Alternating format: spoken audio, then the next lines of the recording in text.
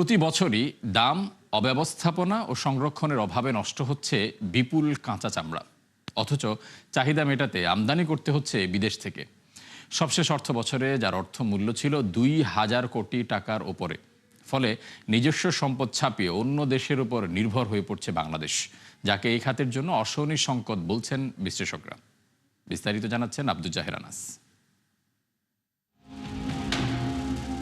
কোরবানি এলেই দেশের চামড়া খাত ঘিরে এমন অব্যবস্থাপনার চিত্র এখন চিরচেনা। প্রতি বছর নানামুখী আলোচনা আর উদ্যোগের কথা শোনা গেলেও পরিস্থিতির অবনতি হচ্ছে কয়েক বছর ধরেই। ফলে গুরুত্বপূর্ণ এ সম্পদ এখন একরকম বোঝা হয়ে যাচ্ছে অর্থনীতির জন্য। তথ্য অনুযায়ী সারা বছরের প্রায় অর্ধেক চামড়াই আহরণ হয় কোরবানি ঘিরে, কিন্তু সঠিক ব্যবস্থাপনার অভাবে নষ্ট হয় বড় একটা অংশ। অন্যদিকে দেশীয় ট্যানারি এবং প্রতিষ্ঠানগুলো মানসম্মত উপায়ে প্রক্রিয়াজাত না করায় চাহিদা কমছে বিশ্বব্যাপী, জানিয়ে ক্ষুব্ধ খাত সংশ্লিষ্টরা।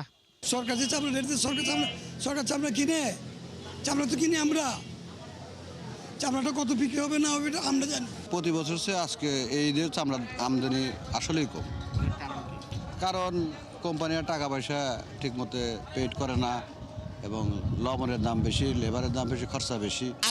আগে তো ছিল মনে করেন ৫,০০০ টাকা ছিল, আর ১৮ বছর আগে অমিলি ক্ষমতার উপর মনে করেন এটা পানি হয়ে গেছে, এই পানি রয়ে গেছে। চামড়া খাতের আন্তর্জাতিক বাজার ধরতে সবচেয়ে কার্যকর উপায় লেদার ওয়ার্কিং গ্রুপের সনদ অর্জন। এক্ষেত্রে ইতালি, ভারত কিংবা চীন শতগুণ এগিয়ে থাকলেও আশঙ্কাজনকভাবে পিছিয়ে বাংলাদেশ। মূলত হাজারীবাগ থেকে সাভারে স্থানান্তরের পর সিটিপি কার্যকর না হওয়ায় এই সনদ পাচ্ছে না কারখানাগুলো। তাই এদেশমুখী হচ্ছে না আন্তর্জাতিক ক্রেতারাও। অথচ সমস্যা সমাধানে নেই কার্যকর কোনো উদ্যোগ। সিটিপিটা ঠিক নাই। এই সিটিপিটা যে রং একটা টেকনোলজিতে তৈরি হয়েছে, এটার জন্য আমি মনে করি দুইটা বিষয় তদন্ত হওয়া দরকার আছে, কেন হইল, কিন্তু বাস্তবে যে বিষয়টা দরকার এখন কিভাবে দ্রুত এটা সমাধান করে আমরা সামনে আগাইতে পারি, এই জিনিসটা আগে করতে হবে। দেশীয় চামড়ার এই অব্যবস্থাপনার সুযোগ নিচ্ছে বাইরের ক্রেতারা, যে কারণে বিপুল কাঁচা চামড়া আমদানি করতে বাধ্য হচ্ছেন রপ্তানিকারকরা। বাংলাদেশ ব্যাংকের হিসাবে সর্বশেষ অর্থবছরে যার অর্থমূল্য ২,০০০ কোটি টাকার উপরে। এ অঙ্ক আগের অর্থবছরের চেয়ে প্রায় ৩৪% বেশি। খাত সংশ্লিষ্টরা বলছেন এই প্রবণতা থামানো না গেলে অস্তিত্ব সংকটে পড়বে পুরো শিল্প। আমাদের দেশে যে শু ফ্যাক্টরি বা ফুটওয়্যার ফ্যাক্টরিগুলো যেগুলো আছে, ওরা কিন্তু আমাদের চামড়ার গুণগত মান অনেক ভালো।